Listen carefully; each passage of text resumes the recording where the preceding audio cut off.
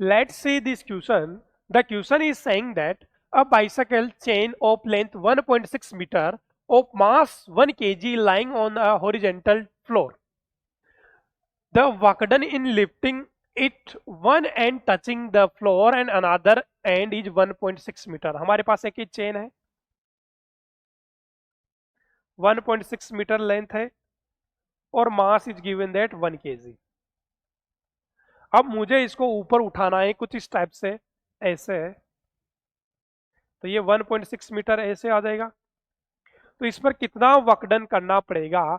तो अगर मैं बात करूं इसका जो 1 kg मास है उसके सेंटर ऑफ मास पे मान लें कि हम, तो सारा का सारा मास कहां पर होगा? इस सेंटर पर. मान लेते हैं ये मास कितना मान लें हम 1 kg सेंटर पर. तो हमने कितना डिस्प्लेसमेंट किया इस हॉरिजॉन्टल लाइन से, तो हम ये डिस्प्लेसमेंट या सेंटर ऑफ मास की लेंथ कितनी मान लें हम? 0.8 मीटर. आधा होगा क्या? तो वर्क डन इक्वल टू क्या हो जाएगा हमारे पास? mgh.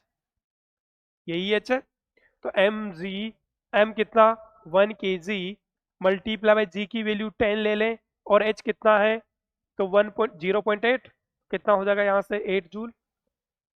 क्लियर? कंसेप्ट की बात करें तो वही सेम. क्या हो जाएगा हमारे पास? वर्क डन इक्वल टू क्या हो जाता है?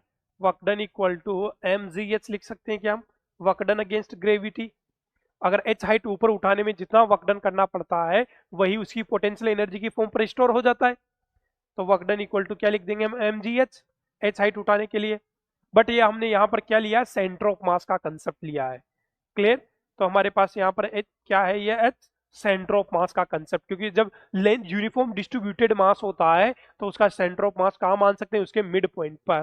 क्लियर? अगर यूनिफॉर्म मास की हमारे पास चेन है 1.6 मीटर लेंथ, तो अगर इसको वर्टिकल डायरेक्शन में ऐसे खड़ा कर दो तो इसका सारा का सारा मास कहाँ मान सकता हूँ? इसके सेंटर ऑफ मास पे, मतलब टोटल लेंथ का आधा या फिर 0.8 मीटर. क्लियर? कौन सा ऑप्शन करेक्ट हो जाएगा? Option C is the correct answer.